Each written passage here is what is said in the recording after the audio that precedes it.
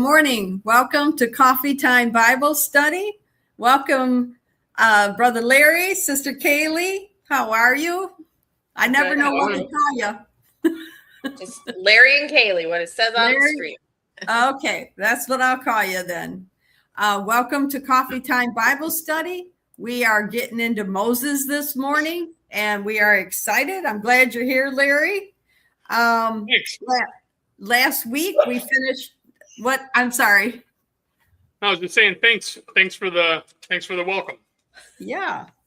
Last week our study was on Joseph. We finished off Joseph.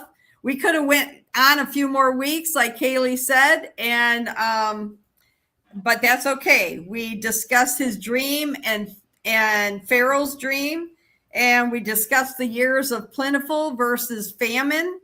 We discussed how the Antichrist will use food, as he always has, to tempt us at a time when we are weak.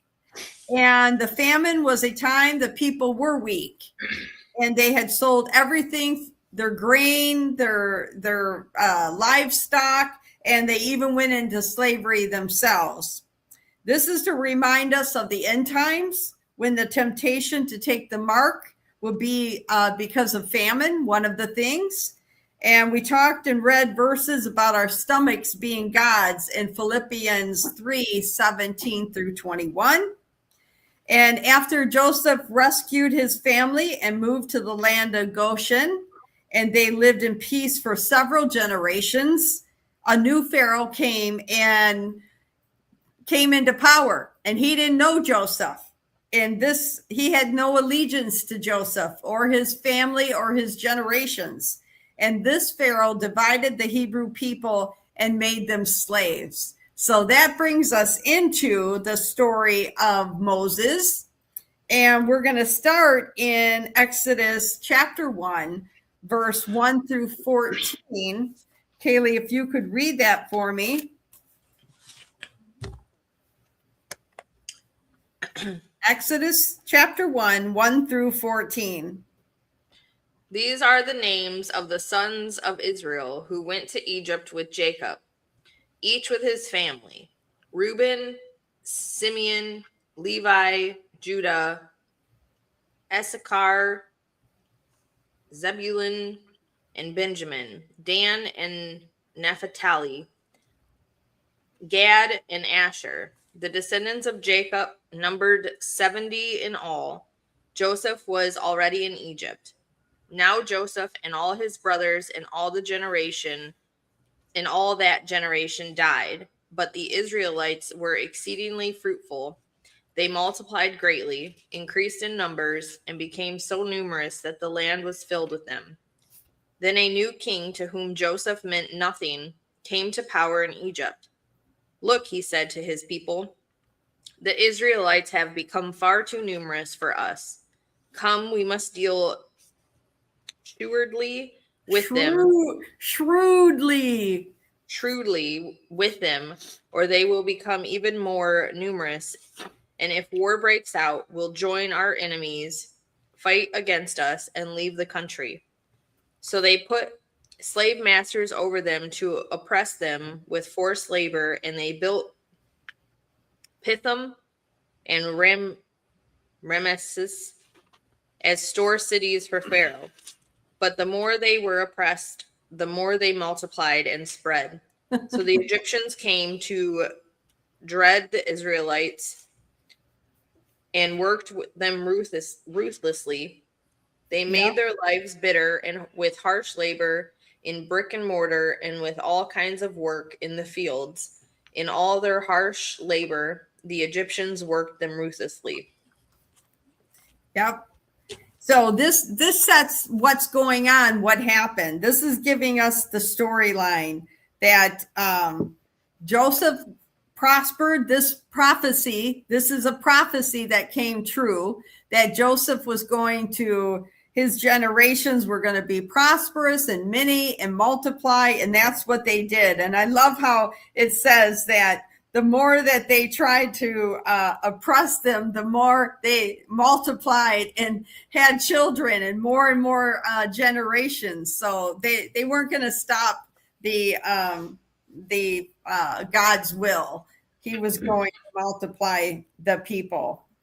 And God used many people to do his will in the story leading up to Moses' birth. There were two midwives, Shiphrah and Puah, who were ordered to kill the boy babies. However, they were bold and courageous and did not kill the babies and lied to Pharaoh. I have to recognize the women of the Bible because they're real warriors, as we've read and studied in previous studies. What was great about, sorry, I have like a lag or a skipping or something, but what was great with that story too was like they technically lied to the Pharaoh and stuff, but they would tell them that the Egyptians were so strong-willed on their own that by the time they got there to assist in the birth, the baby was already born. So their command was to kill them before, like, they were born, like as a late-term abortion type thing. Yeah. And so they lied and said they were already born. Like, they can't take the baby then and kill it. That wasn't the instruction. So they came up with a sneaky lie to make it that he couldn't fight against that. For that moment. Yeah, we're going to read Exodus 1 through 15 through 22. Brother Stedman, are you able to read? Can you hear me? Yes. Are Yes, you ma'am. able to read? Yes, ma'am. Okay. So we are talking about Exodus chapter 1, 15 through 22. This is leading up to Moses's birth. So we know that the Israelites multiplied. They became slaves to the new Pharaoh. And now we're getting to the birth of Moses. Verse 15. The king of Egypt said to the Hebrew midwives, whose names were Shiphrah and Puah, when you help the Hebrew women in childbirth and observe them on the delivery stool, if it is a boy, unalive him, but if it's a girl, let her live. The midwives, however, feared God. What did they do? What did they do? They feared God. Yes. And did not do what the king of Egypt had told them to do. They let the boys live. Then the king of Egypt summoned the midwives and asked them, why have you done this? Why have you let the boys live? The midwives answered Pharaoh, Hebrew women are not like Egyptian women. They are vigorous and give birth before the midwives arrive. So God was kind to the midwives, and the people increased and became even more numerous. And because the midwives feared God, he gave them families of their own. Then Pharaoh gave this order to all the people. Every boy that is born, you must throw into the Nile, but let every girl live. Yeah, and see, they feared God. So they didn't fear the king. They didn't fear Pharaoh. They feared God. And this is why God blesses them with families of their own. And I want to make a point here. We find the midwives' lie similar to Rahab's lie about the spies on her roof. And was it a righteous thing to do? Was it ultimately for God's will? This is a lot of discussion has taken place right here with these lies. Was it for God? Was it in the will of God? Is this a sin? Was Jacob and Rebekah's deceit and lie, was that different than Rahab's or the midwives' lie? What about Ananias and Sapphira and the instant death in Acts 5 due to their lie? They lied to God, while Rahab and the two midwives lied to a murderous king and a Pharaoh. Is there differences? Why is there differences? I want to talk about that this morning because it's important. And this question came up as we were studying Rahab. But Rahab and the Hebrew midwives resulted in a blessing rather than a judgment, you might say. So why is that? God, however, never says to either Rahab or the midwives' daughters, you have done well because of your lie.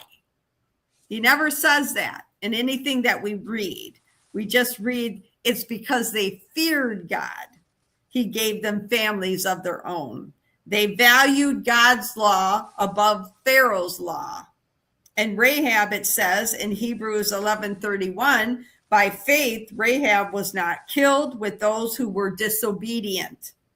As in these two instances, lying may have been the better choice or the lesser evil, so to speak. This prevented a greater evil from happening and helped God's will be done. Any input to that, Brother Stedman, Larry, Kaylee? I mean, I think you summarized it pretty good. Yeah, you're either obedient to God's command or you're what you said in the middle there. It was all about obeying God's command. So if God's command is you shall not murder. Obviously that hadn't been given yet, but the command went to Noah, right? If you shed man's blood, your blood should be shed. Right before he says, be fruitful and multiply. So we're talking about the same thing here. So if God says don't kill and you obey men to kill, right? It's like Nazi Germany, right? This is a conundrum of like hiding the Jew in your floorboards.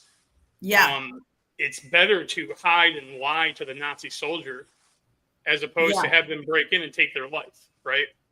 So, but with Ananias and Sapphira, to your point, God has a command, you shall not lie, right? Right. Yeah. They did not tell the truth about how much they made on their home sale. And contribute to the needs of the saints. So therefore, they lied, right? Right. They lied directly to God. In fact, this is one of those places in Scripture where it testifies that the Holy Spirit is a separate person, where it says you did not lie to men, but you lied to God. Right. Referencing the Holy Spirit. So are we obeying God's command or not? Yeah. I think with the term too, and I also want to correct when I said Egypt women meant Hebrew women. We'll just correct that on file there. But I didn't know we were getting into it. I wouldn't have said anything. But the term that it says fear, point that it says feared God, I feel like that would be an instant, repentance. Like after, like, God, please forgive me. I needed to do this. I feel like this is, what's right. I don't want to follow the authority of man. Like, so the fact that it says that the midwives feared God, I feel like they, of course they had the right heart. And I think they were repentant towards knowing that, the line was wrong. The intention behind it. What is the intention behind it? Ananias and Sapphira, their intention was selfish, ill intent.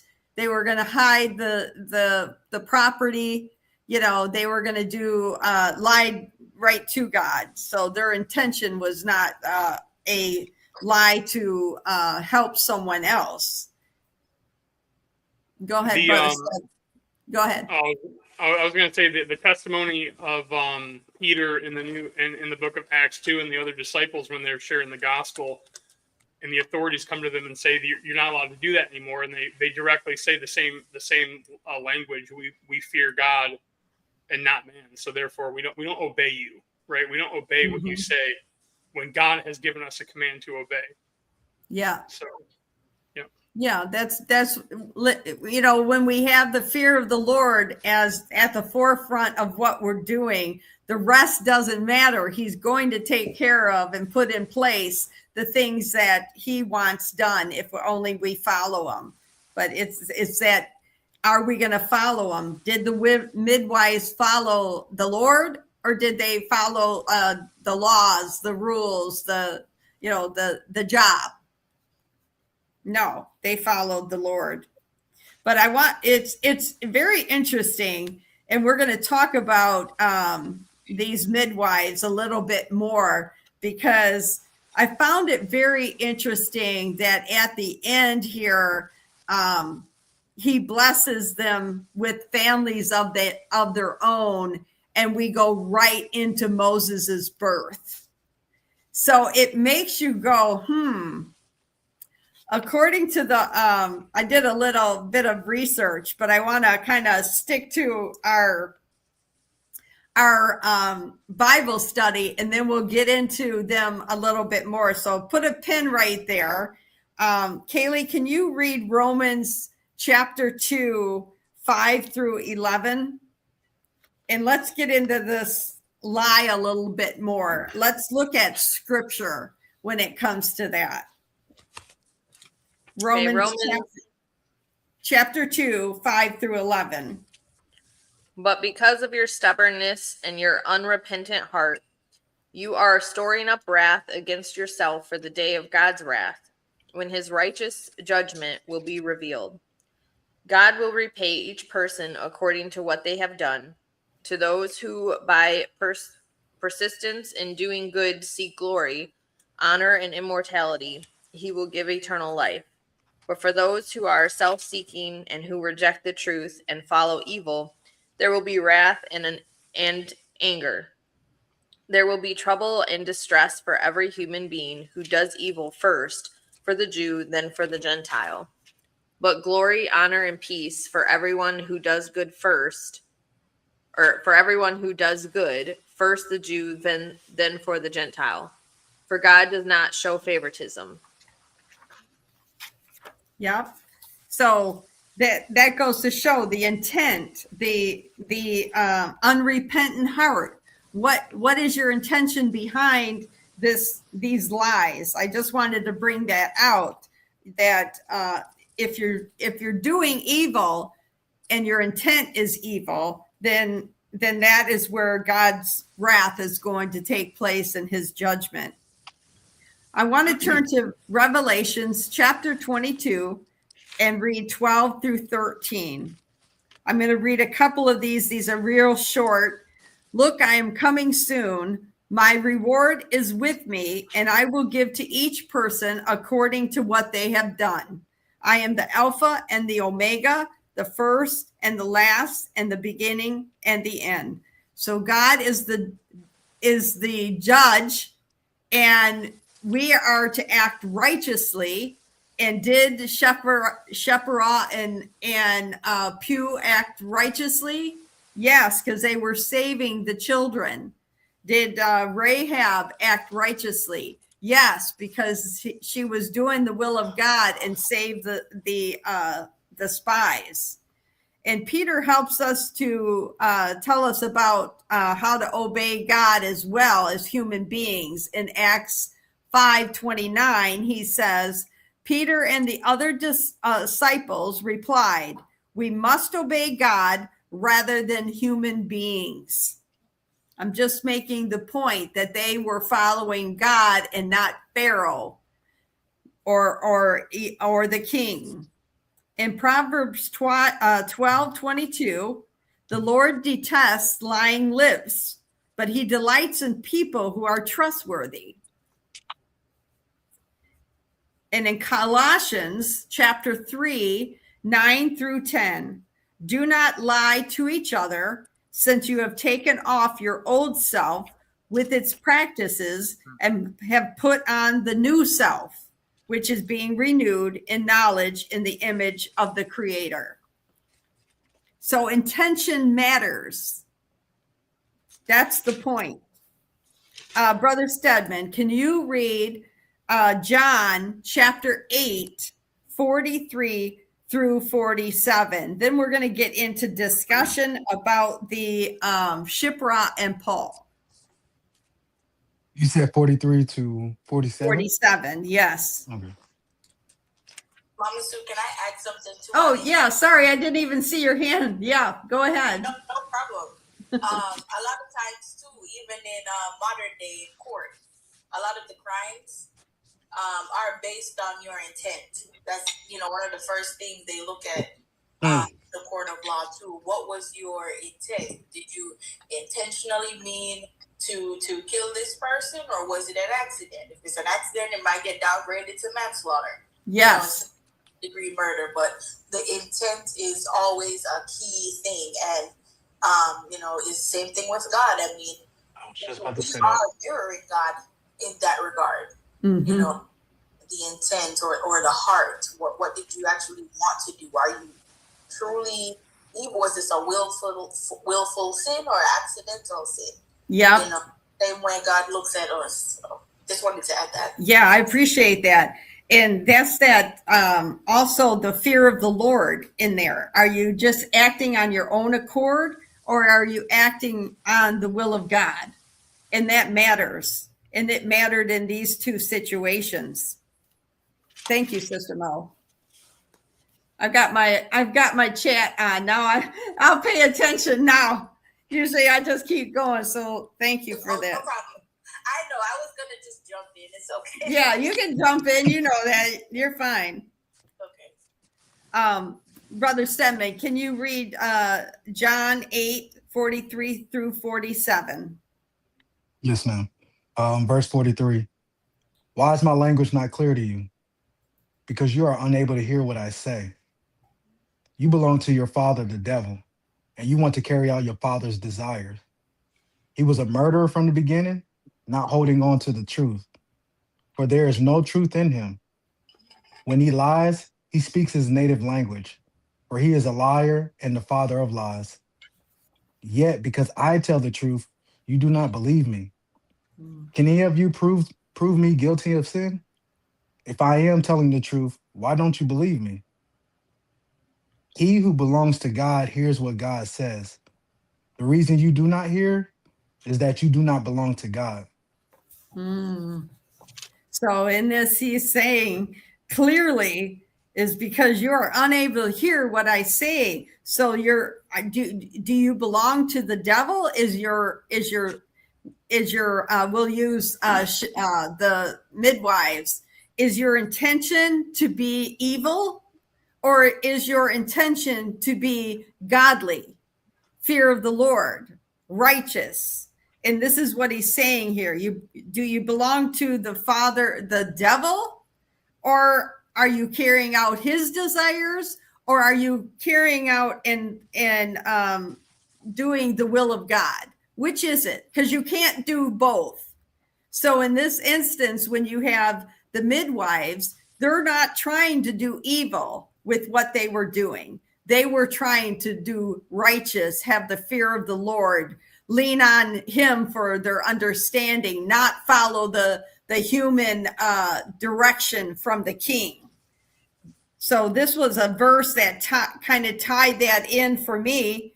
And I also want to talk about the midwives. Like I said, it ended up blessing them at 15, I think it was, Exodus, when we read 15 through 22 at the end there. It says, and because the midwives feared God, he gave them families of their own. And we immediately went into Moses's birth. And I just want to bring out that it's just interesting. It doesn't say in the Bible, but in the Jewish tradition of Midrash, when I dug into that a little bit deeper, they kind of tie them into Jochebed and Miriam as the midwives. Doesn't say that in the Bible. It's just an interesting thing that it goes right into the Moses's birth.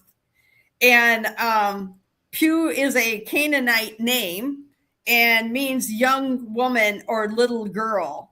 So the Bible doesn't specifically say that, but when we dig a little deeper, it just does that. I just wonder. It's interesting, but the Bible does not identify that as the case. So we don't want to dwell on that. I just thought it was interesting. So Jochebed, Moses' mother, was the daughter of a Levi, and she was the mother of Miriam, Aaron, and Moses. And she was the wife of Abram, her nephew. And her name is first mentioned in Exodus 6:20. And it says, Abram married his father's sister, Jochebed, who bore him Aaron and Moses.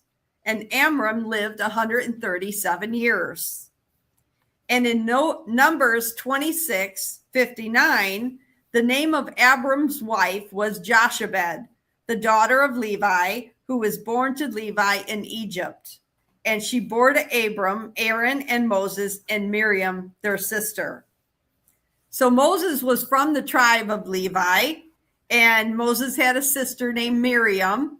And we know this by what she did for Moses and her mother. And Miriam is mentioned in the Bible as Moses' sister during the time that she followed Moses down the Nile. And that is such a beautiful story with Miriam as she followed Moses' basket down the Nile. And, you got to think about Jochebed when we study Jochebed, what it took for her to be able to let Moses go down the Nile. She had to fear the Lord. She had been blessed with family, and now she had to do what she had to follow the law. She had to release Moses, but she knew that he was a special child. She knew that he was no ordinary child. She knew that. Now, she kept him for about... Doesn't it talk about the reason like that she knew that was because of his face, like how beautiful he was or something? Mm-hmm. Yeah. Like the looks of him, that's why she knew, like... Yep, we can turn there. Do you know that verse, Kaylee? I'm trying to scan through and see Okay. what it says. I just remember when I studied it, it was talking about his like looks, that was part of. She's seen him as very special, not ordinary. But the faith that it took for Jochebed to release Moses down the Nile, it took a lot of strength, a lot of faith, a lot of trust in the Lord. And so Miriam, she followed him down the Nile until the basket landed near the Pharaoh's daughter. And when the Pharaoh decided to keep Moses, this is when Miriam ran up. So let's go to Exodus chapter 2. And this is the birth of Moses. We can start actually at 1 and go all the way through 10. Yeah. Kaylee, would you like to read that? Yeah, I was just gonna say verse 2 mentions like about his, that's not the one I'm looking for, but anyway. Okay. Exodus 2:1. Now a man of the tribe of Levi married a Levite woman, and she became pregnant and gave birth to a son. When she saw that he was a fine child, she hid him for 3 months. But when she could not hide him no longer, she got a papyrus basket for him and coated it with tar and pitch. Then she placed the child in it and put it among the reeds along the bank of the Nile. His sister stood at a distance to see what would happen to him. Then Pharaoh's daughter went down to the Nile to bathe, and her attendants were walking along the riverbank. She saw the basket among the reeds and sent her female slave to get it. She opened it and saw the baby. He was crying, and she felt sorry for him. "This is one of the Hebrew babies," she said. Then his sister asked Pharaoh's daughter, "Shall I go and get one of the Hebrew women to nurse the baby for you?" "Yes, go," she answered. She's such a wise little girl. She's a young girl, and she's like, "Oh, shall I go and get one of the Hebrew women to nurse the baby for you?" Yeah, it's brilliant. Instead of just like letting it happen and see, what takes place, to just be like, oh, okay, he was taken and, into the not the castle, but the palace. the palace or whatever. And like, okay, and just left it alone. She totally intervened and like. She loved her brother. She loved her brother. She had faith in God. I'm sure they talked about it as a family, what they were going to do. What are you doing, Mama? Why are you making a basket? What are you going to do with Moses? I'm sure she was very much there. Mm-hmm. Well, and you have the reason that the Pharaoh's daughter's tendons, are walking the riverbank is to alert for alligators. People forget, like they just think it's like going down a nice lazy river and you're just, in a tube and hanging out. Like, no, that was a dangerous river, and you have, the boats and like fish, like people, like it was a transport, area. Yeah. And I mean, it's not a safe little river. And so, so that's like they're walking along the bank just to alert for any danger. Yeah. So this is one of the Hebrew babies, she said. Yeah. Then his sister asked Pharaoh's daughter, "Shall I go and get one of the Hebrew women to nurse the baby for you?" "Yes, go," she answered. So the girl went and got the baby's mother. Pharaoh's daughter said to her, "Take this baby and nurse him for me, and I will pay you." So the woman took the baby and nursed him. When the child grew older, she took him to Pharaoh's daughter, and he became her son. She named him Moses, saying, "I drew him out of the water." Okay, stop there. So Moses had the privilege to be raised by his own mother. She nursed him. She sang Hebrew songs to him. She, just had life like he was brought up like a Hebrew child, and he got that early understanding of what Hebrew life was like. He didn't just go right into Pharaoh's palace and get the education that he got from that whole experience, but he got the beginning nurturing from his mother and the teaching of the Hebrews' ways as a child. He got all of that and their culture. He would have eaten like they ate. He would have sat like they sat. He would have got all of that Hebrew teaching before he ever entered the palace. So I think that, go ahead. I was gonna say there's two things. One, the fact that she hid him for 3 months is crazy to me. And it's kind of like maternity leave, right? Like maybe that's where they pull the time frame from. Like we get 12 weeks, that's 3 months, and then it's paid, and she ended up getting paid, like after. That's interesting. But she hid the baby for 3 months. Anyone who's had a child, that's crazy. Like any cry, you're like, don't alert, the soldiers, right? Doing laundry, like trying to hide the fact that there's a baby in the house is wild to me. Yeah. And then the other part too was that he was raised not just until he, like our nowadays where the babies can start eating food is, 6-8 months old. He was ultimately with her up until he was like 3, and some say even like maybe 5, like where that's considered nursed or weaned or whatever, where they're no longer needing.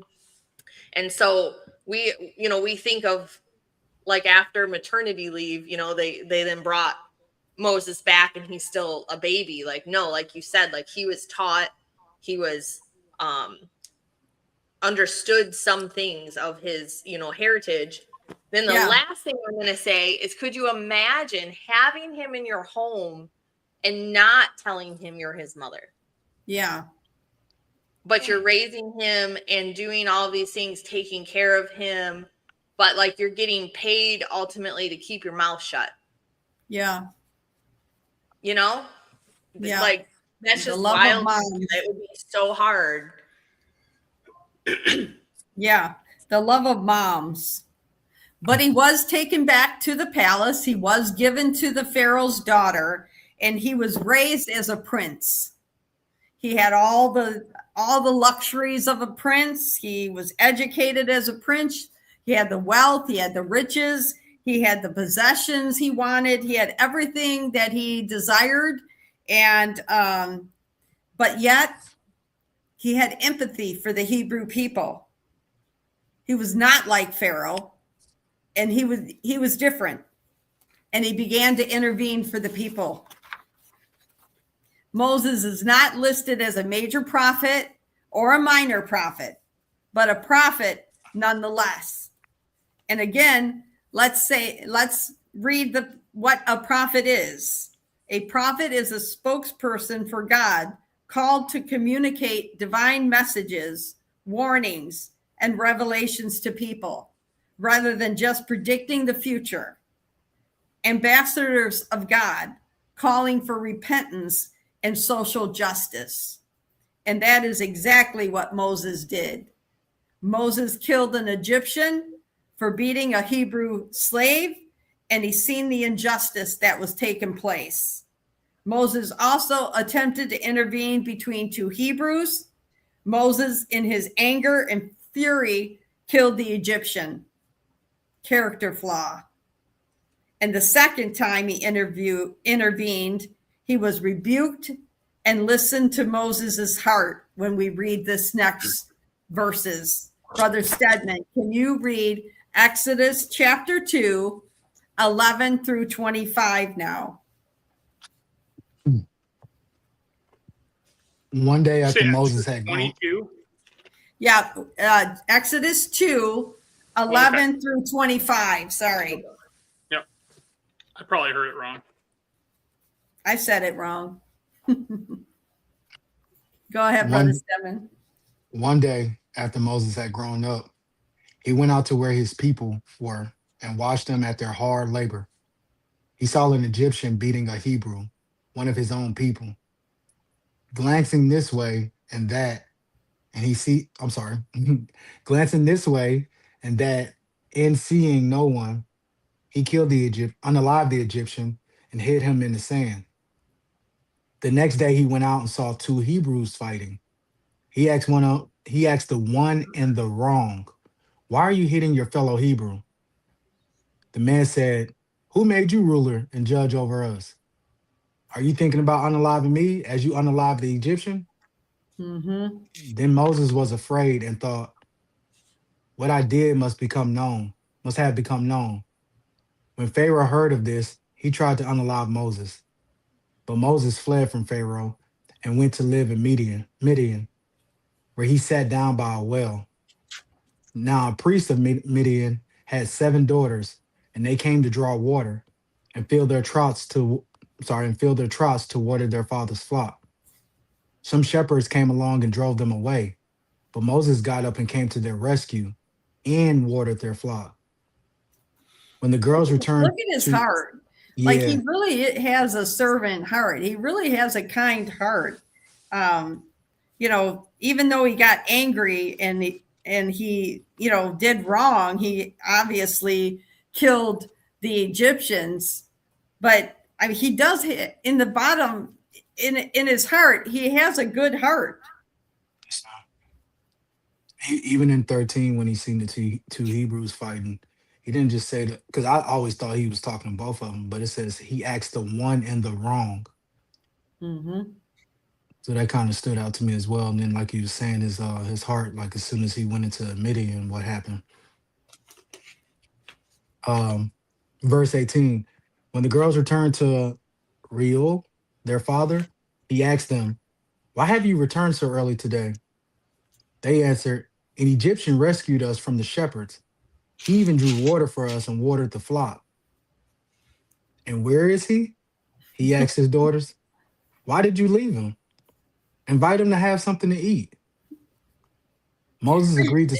Are you Go ahead. kidding me? You left a good man that's willing to help and work. You left him at the well. Are you kidding me? Go get that man. Moses agreed to stay with the man who gave his daughter Zipporah to Moses in marriage. Zipporah gave birth to a son, and Moses named him Gershom, saying, "I have become an alien or in a foreign land." You said the 22, correct? Or the 25? Yeah, 25. Okay. During that long period, the king of Egypt died. The Israelites groaned in their slavery and cried out. and their cry for help because of their sorry. The Israelites groaned in their slavery and cried out, and their cry for help because of their slavery went up to God. Mm-hmm. God heard their groaning, and he remembered his covenant with Abraham, with Isaac, and with Jacob. So God looked on the Israelites and was concerned about them. Yeah. And so, what was Moses like before Jesus chose him? Moses had a speech impediment. He had fear. He had self-doubt. Mm. He had a royal education, yet he suffered with self-doubt. He had this position of prince, but yet he lacked self-confidence. He was a shepherd. He was a Hebrew, but he had a sense of justice. For example, when he defended the Hebrew slave and killed the Egyptian taskmaster. He was prone to anger, though. He had issues, like we all have issues. But God chooses the people that he wants and knows will go and do his will. He knew Moses's heart. He knew who he was deep down inside, regardless of the anger, regardless of his speech impediment, regardless of his self-doubt or his lack of confidence. God didn't care about that stuff. That didn't matter to God. What mattered to God was Moses's true heart and his drive to do what God wanted him to do. Despite his education, his background, he did not want to be a leader. He was insecure when called by God. And Moses, although dealing with anger, again, bold and courageous, he had confidence that he was fighting against injustice. That's what was driving him. That's what gave him confidence. But like all of us, we have our own internal conflicts that we're dealing with, that we're pushing through, that we're fighting against. I'm not good enough. I don't fit in. I'm a foreigner in a foreign land. Where's my home? God is going to tell us where Moses' home was, and he was going to lead him all the way there. Prophets are chosen directly from God, as we have been studying. We have studied Noah, Abraham, Jacob, and Joseph. Now we are reading about Moses and how he was considered a prophet that spoke face to face with God.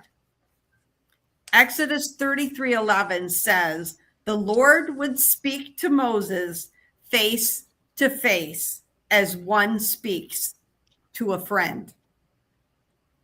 So Moses was more than just someone God chose. He chose him because he knew he was going to do what he asked him to do. He knew that he was going to be a friend that he could trust. This big assignment, this big job, this over-the-top assignment. He knew that if he gave it to Moses, Moses was the kind of man that was going to make it happen. So we start Moses as an adult. Exodus chapter 3, 1 through 22. Go ahead, Larry. Did you have something to add? No, I was just kind of clearing my throat. I was going to note back when we were talking. It was kind of interesting. There was a footnote here, and I just kind of looked it up as we were talking. But so Moses' name is pronounced Moshe in Hebrew, which means to be drawn out. Mm-hmm. But what's interesting is that my footnote says to go and research like what the ancient Egyptian word Moshe meant, and it meant son. So like the Pharaoh, when he heard the name Moshe, like he would just be thinking son, or the Egyptian daughter, his daughter would just be hearing that word. So the Hebrews would be hearing his name is drawn out of the water, or to be drawn out, but all of the Egyptians would be hearing his name is son. And then here he is, like the son of the Egyptian's daughter, or the Pharaoh's daughter. So I just thought that was interesting. But the other thing too, in Stephen's sermon in Acts 7, before he's before he's stoned, he tells you a lot about Moses, right? So like you can almost get like the whole account of Moses's like being born, upraising, and then like his rebellion, and then taking the Egyptians out, or the Hebrews out of Egypt. And he says, and it's interesting, he says the heart behind him killing that Egyptian, or taking the Egyptian's life, is that he thought that the Hebrews would recognize that God intended to their salvation by his hand. So like, it's interesting, right? So like we were talking about obeying the law earlier, and here you have this Egyptian that is beating this Hebrew, likely to the point of the end of his life, I would imagine. And so it doesn't tell you the intensity, but Moses likely stopped even a murder by ending that Egyptian's life, right? And again, it says Stephen says his heart behind, like Acts 7, somewhere in there, but it says that his heart behind it was that he thought his people would recognize that, like, this is almost like the first fruits of their salvation, guys. Like, don't you see how we're going to have an uprising against the Egyptians and be taken out from here? You know? Yeah. I just thought almost as if he knew what was going to happen. Yeah. Yeah. But if you go through Stephen's little sermon in Acts 7, it tells you there's a ton of nuggets in there just about like what Moses' intentions were and what his heart, what was behind this and that, and the people and their response. You know, it's just kind of cool. I'll see if I can find it. Yeah. And I found. Oh, go ahead. I found it. Go ahead. Yeah, go ahead. It is in Acts chapter 7. That's at 25, but I'll start at 20. It says, at that time Moses was born.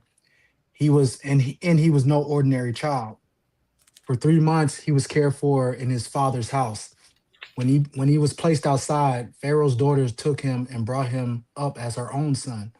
Moses was educated in all the wisdom of the Egyptian, and was powerful in speech, in action. When Moses was 40 years old, he decided to visit his fellow Israelites. He saw one of them being mistreated by the Egyptian. So he went to his defense and avenged him by unaliving the Egyptian. Moses thought that his own people would realize that God was using him to rescue them, but they did not. Yeah. Yeah. Can I show something? Yeah, of course. So in my Bible, here is where they were. And this is where he fled to. Oh, okay. Yeah, wow. I got the same. Yeah. That's a pretty far distance. If you take a little thing, it's like 250 miles, I'd say. So that's our trip downstate. That's about 4.5 hours in a car. So he would have been walking it with a camel. Well, part running, I'd say. Yeah, when he first left, to flee. Yeah, every time this certain stuff is in the Bible for distance wise, you just think it's like the next city over or something, Right. But it's like far distances without vehicles and rough terrain and sleeping, wherever you can, and just, walking in the sand. You try to walk like 100 feet on the beach. Right. We used to have to train in it. It's not fun. There you go. Yep. Anyway, just wanted to point that out. Thank you for that. Now we're going to be in Exodus chapter 3 and read 1 through 22. And we're talking about Moses being face to face with God, Moses being used by God, God speaking directly to Moses, giving him direction, giving him instructions. And so we're at Exodus chapter 3, verse 1 through 22. Brother Stedman, can you read that for me? Yes, ma'am. Chapter 3. Now Moses was tending the flocks of Jethro, his father-in-law, the priest of Midian, and he led the flock to the far side of the desert and came to Horeb, the mountain of God. There an angel of the Lord appeared to him in flames of fire from within a bush. Moses saw that the bush was on fire and it did not burn up. Mm-hmm. So Moses thought, I will go over and see this strange sight and why this bush does not burn up. When the Like, Lord that saw that is so weird. What's right. going on? When the Lord saw that he had gone over to look, God called to him from within the bush, Moses, Moses. And Moses said, Here I am. Do not come any closer, God said. Take off your sandals, for the place where you are standing is holy ground. Then he said, I am the God of your father, the God of Abraham, the God of Isaac, and the God of Jacob. At this, Moses hid his face because he was afraid to look at God. The Lord said, I have indeed seen the misery of my people in Egypt. I have heard them crying out because of their slave drivers, and I am concerned about their suffering. So I have come down to rescue them from the hand of the Egyptians and to bring them up out of the land into a good and spacious land, a land flowing with milk and honey, the home of the Canaanites, Hittites, Amorites, Perizzites, Hivites, and the Jebusites. And now the cry of the Israelites have reached me. I have seen the ways of the Egyptians are oppressing them. So now go. I am sending you to Pharaoh to bring my people, the Israelites, out of Egypt. But Moses said to God, Who am I that I should go to Pharaoh and bring the Israelites out of Egypt? And God said, Like, pardon me, with Gideon. Yeah, Gideon.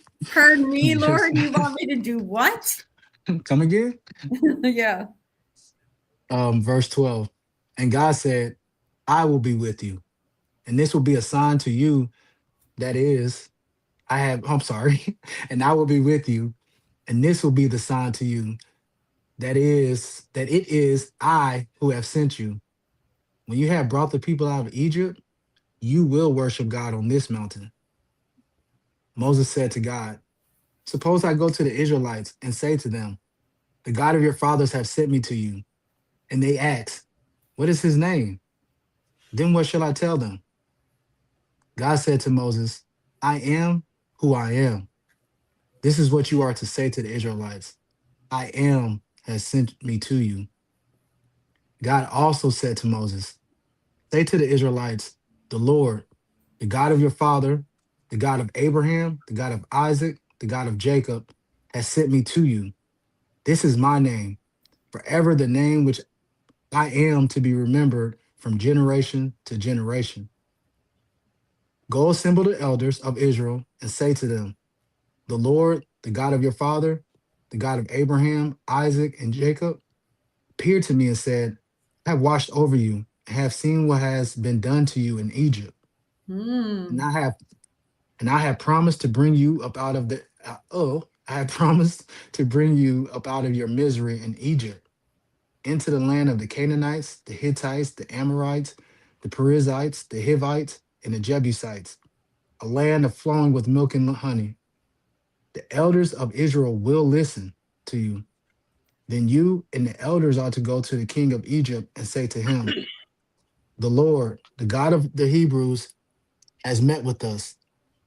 Let us take a 3-day journey into the desert and offer sacrifices to the Lord our God.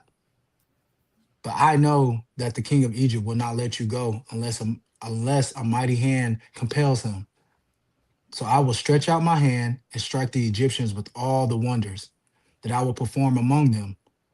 After that, he will let you go, and I will make the Egyptians favorable disposed towards this people, so that when you leave, you will not go empty-handed. Every woman is to ask her neighbor and any woman living in her house for articles of silver and gold, for clothing, which you will put on your sons and daughters, and you will plunder the Egyptians. So, wow, what a conversation. It wasn't just a few words to Moses, it was a whole instruction, a whole conversation, a continued what's going to happen. This is what's going to take place. It is going to take place. Have no doubt, because remember, he suffered with self doubt. Have no Mhm. doubt You don't have to worry. You can be confident. And this is what's all going to happen. He laid it out for him on a silver platter. Go ahead. I brother. never knew this, but 22 stuck out to me. And while he just said just the women, he said every woman is to ask her neighbor and any woman living in her house for articles of silver and gold and clothing which you were to put on your sons and daughters. Yeah. He's switching it from them. Go ahead. Sorry, I didn't mean to interrupt you. No, you're okay. I didn't know. I don't know. It just that stood out to me. Like he didn't say like everybody. He just said, hey, the women are to ask their neighbors. Mhm. And I didn't then, know well, if that, then it does to plunder. So that's how they provided everything that they needed for Yeah, on the those way for out. that time, you know. Yes, And then ma'am. it was the plundering of like all the gold and the copper, and they took, you know, everything with them to then be able to make the tabernacle. You know, and the slaves, now they're free, so now they have clothes and they have, you know, coverings and yeah. And instead of looking like a slave, he wants them to look like the Royalty. like the royalty. Put on earrings, put on nice clothing, articles of silver and gold, which you will put on your sons and daughters. You'll put them on. You'll change the way that they look and their appearance and their attitude. Wow. Yeah. That they're not slaves. That they're that you're God's children. You're royalty. You know. And I didn't even look at it like that. Thank you.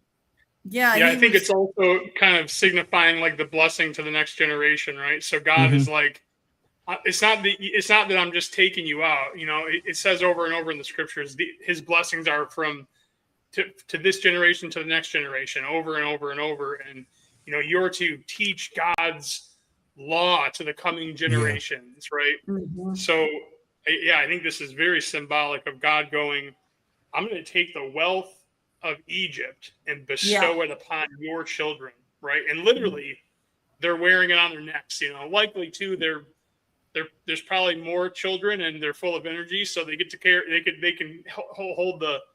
You got to imagine that's a lot of metal to be carrying out of Egypt too. You know, so. But likely, you know, you shall put them on. So yeah, they will be clothed in these precious metals, and it's totally symbolic of God going, I'm going to bless you. Yeah. God does this all the time. What do you think he does? This is what he does in Christendom today. You know, in his whole church in the world. He takes things of the world and he plunders, right? He goes in and plunders. That's what he says he's doing in the parable of the strong man. He's come to plunder the house, right? The devil had this house, but Jesus comes to plunder, and he takes and then he gives, right? And he blesses us with things. Yeah. And it's super cool, man. It's like it transcribes right to the new covenant situation. Yeah, and he's changing their mindset. You know, they've been in slavery for so long, and they have that mindset, and he's taking these articles of clothing and gold and silver, and he's putting it on their sons and daughters to change their mindset, to begin. He knows that they're going to begin the Exodus, and he's trying to get them in the right mindset to begin the Exodus, to have not a slave mentality, but to have a mentality of I am doing well. This is a great beginning. This is a new beginning, and change that mindset and that heart set from grumbling and complaining. It says they were groaning. He heard their cries. They were crying out. They wanted a change. They cried out for it, and they asked for those things to be done. Yeah. Go ahead. Now, go ahead, Kaylee. No, I was just saying their Moses' conversation is all chapter 4 too. It still goes. Well, he continues to have conversations with God because he's going to go and declare the plagues and all the other stuff. And, Well, no, this is before that. yeah, Though. I'm just saying it's going to the narrative is going to carry on. The dialogue is going to carry on for some time. But Yeah, I- it's going to get good. And the all of the plagues and the things that happened. Go ahead, Brother Stedman. No, I'm sorry. I just, we say that God is the same tomorrow. You know the saying, forevermore. And I was just Today, thinking tomorrow, about forever. how we're coming up to the second Exodus, as far as in Revelation, and with the first one that he allowed them to leave. Well, not allowed, but they left Egypt, dressed, fine clothing. Yeah. And then I just remember just going back to Revelation when in Revelation 21, the new having a new earth in Jerusalem, and just all the, like we was just saying, the articles that he left them with, the jewels and things like that, everything that's in the New Jerusalem. And then 21 says, I saw the holy city, the New Jerusalem, coming out of heaven from God, prepared as a bride, beautifully dressed for her husband. And I know there's other things. I was trying to look for that, but and I know it's symbolic, like it's not like literal clothes, but like that stood out to me. And I was looking for something else, just the fact of like kind of, I guess, correlating or seeing the how the two are kind of similar. So I'm gonna look a little bit more, but yeah. Yeah, no, we know for sure that the Exodus is trying to tell us and show us as we walk through this Exodus how this will be like the end times. This is going to go together hand in hand. It is a good foreshadowing of the end times message, the plagues, the different things that happen, the whole journey, the fighting against it, the choice to continue on or go back. All of those things are in the end times message as well. So they do tie together. We will be tying that into Moses's story. And this is just the beginning of Moses. We're going to take our time. We're going to walk through Moses. We're going to pick up those nuggets. We'll read Acts 7 again, pick up those nuggets as we're walking through the Exodus and what that entailed. So I hope that you enjoyed Coffee Time Bible Study this week.